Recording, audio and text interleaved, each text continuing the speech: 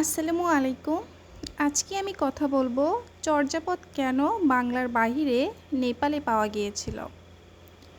ঊনবিংশ শতকের শেষ দিকে রাজা রাজেন্দ্রলাল মিত্র সর্বপ্রথম সাহিত্যের বিচিত্র রূপ সুধীজনদের মাঝে তুলে ধরলেন। তিনি নেপাল ভ্রমণ করে এই শ্রেণীর বহু পুঁথি উদ্ধার করেছিলেন। রাজেন্দ্রলাল মিত্র সর্বপ্রথম 1882 সালে প্রকাশিত সংস্কৃত বুদ্ধিস্ট লিটারেচার ইন নেপাল গ্রন্থে নেপালের বৌদ্ধতান্ত্রিক সাহিত্যের কথা প্রকাশ করেন। পরে রাজেন্দ্রলালের মৃত্যুর পর মহামহোপাধ্যায় হরপ্রসাদ শাস্ত্রীর ওপর সরকার থেকে পুঁথি অনুসন্ধানের ভার পড়ে যায়।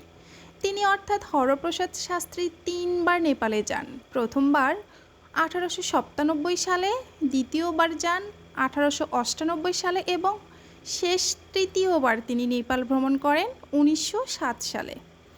নেপালের পুঁথিশালা থেকে তিনি এই পুঁথিগুলো সংগ্রহ করেন। চর্যাপদ রচনাকাল শুরু হয় পাল রাজাদের আমলে। পাল রাজারা ছিল বৌদ্ধ ধর্মাবলম্বী। পাল বংশের পরে বাংলায় আসে সেন বংশ। সেন বংশ ছিল হিন্দু ধর্মাবলম্বী। পরবর্তীতে এই বৌদ্ধ সহজিয়াগণ বাংলা থেকে বিতাড়িত বা পালিয়ে গিয়ে নেপালে আশ্রয় গ্রহণ করেন, কারণ হিন্দু রাজাদের সময় বৌদ্ধরা এদেশে স্থায়ীভাবে থাকতে পারেনি। তারা যাওয়ার সময় তাদের সাথে করে তাদের রচনা সমগ্র নিয়ে যায়।